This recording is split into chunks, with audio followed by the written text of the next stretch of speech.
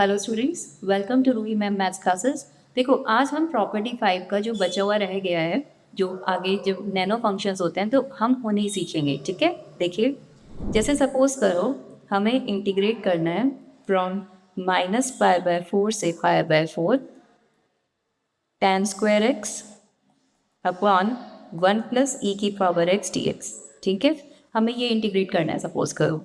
अब ये जो फंक्शन है, देखो, ये ऊपर वाला तो इवन है पर ये वाला नैनो फंक्शन है, तो ऐसे केस में हम किंग प्रॉपर्टी अप्लाई करेंगे। तो हम x को -x से रिप्लेस करते हैं, तो ये हो जाएगा -π/4 से π/4 tan स्क्वायर एक्स, और यहाँ आएगा आपके पास 1 + e⁻x dx, जो कि सॉल्व होकर आपके पास आ जाएगा -π/4 से π/4 e⁻x into tan square x upon 1 + e⁻x dx। अब ये इक्वेशन 1 है, ठीक है, और ये इक्वेशन 2 है। ठीक है, हम इक्वेशन 1 और इक्वेशन 2 को अब ऐड करेंगे, तो हमारे पास आएगा 2i = -π/4 से π/4 tan स्क्वायर एक्स कॉमन आ जाएगा e⁻x + 1 tan square x upon e⁻x + y dx। ये कैंसिल आउट हो गया। अब जो बचा देखो वो इवन फंक्शन है, तो अब हम उसमें प्रॉपर्टी 4 का यूज़ करेंगे, तो ये हो जाएगा 2 टाइम्स, क्योंकि यहाँ पे ये माइनस है। ठीक है, तो 2 टाइम्स 0 से π/4 tan स्क्वायर एक्स dx। ये 2 से ये 2 कैंसिल, आई हमारे पास आ गया। tan स्क्वायर एक्स को आप लिख सकते हो sec स्क्वायर एक्स - 1, तो ये हो जाएगा sec square x - 1 dx from 0 से π/4। अब sec स्क्वायर एक्स का integration tan x - x from 0 से π/4, तो आपकी आई की वैल्यू आ गई tan π/4 1, तो 1 - π/4। This is your answer. 1 - π/4 is your answer. ठीक है, इसी तरीके से देखो, अब सपोज करो कभी एक्स्ट्रा एक्स आए, सपोज करो हमें इंटीग्रेट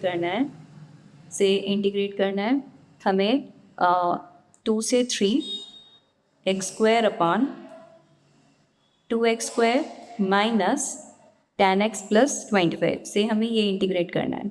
ठीक है, अब ध्यान से देखो, नीचे जो आपका i है वो क्या है, 2 से 3 x², और नीचे अगर मैं एक x² कॉमन ले लूँ तो x, ये x - 5 का होल स्क्वायर बन रहा है, तो एक तो x - 5 का होल स्क्वायर हो गया और एक हमारे पास x² आएगा। तो पहले हमने अपना इंटीग्रेशन ढंग से लिख लिया, ये हो गया x² अपॉन, इसको हम ऐसे लिख सकते हैं। अब क्लियरली आपको दिखाई दे रहा है किंग प्रॉपर्टी लगी है, तो i को हम ले लेते हैं 2 से 3, ऊपर हो जाएगा 5 - x का होल स्क्वायर, और नीचे आ गया यहाँ पे जब 5 - x, तो -x का होल स्क्वायर, x का होल स्क्वायर एक ही बात है, 5 - x का होल स्क्वायर। अब आप इक्वेशन 1 और इक्वेशन 2 को ऐड कर दो, तो 2i = देखो, जब हम कट कर रहे हैं ना, जब हम ऐड कर रहे हैं तो एक्चुअली दोनों कट हो जाएंगे, तो हमारे पे सिर्फ dx बचेगा और हमारा आंसर 3 - 2 यानी 1, तो यानी i की value 1/6। This is your answer. ठीक है, दिस इज योर आंसर। इसी तरीके से ही जब एक्स्ट्रा x आता है, सपोज करो से हमें इंटीग्रेट करना है π/4 से 3π/4 x sin x upon 1 + sin x। ठीक है, से हमें ये इंटीग्रेट करना है। तो जब भी आपको एक्स्ट्रा x नज़र आए, या तो किंग प्रॉपर्टी लगेगी या फिर बाय पार्ट्स या सब्स्टिट्यूशन। पर जब आप जैसे इसमें a + b देखो π - x, तो जब आप किंग लगाओ तो बाकी सब अनचेंज्ड रहने चाहिए। ठीक है, जैसे sin π - थीटा sin थीटा ही होगा, तो बाकी सब अनचेंज्ड हैं, तो डेफिनेटली यहाँ किंग प्रॉपर्टी लगेगी। तो हम यहाँ किंग प्रॉपर्टी लगा रहे हैं, तो x हो जाएगा π - x sin x, और नीचे भी आएगा 1 + sin x dx।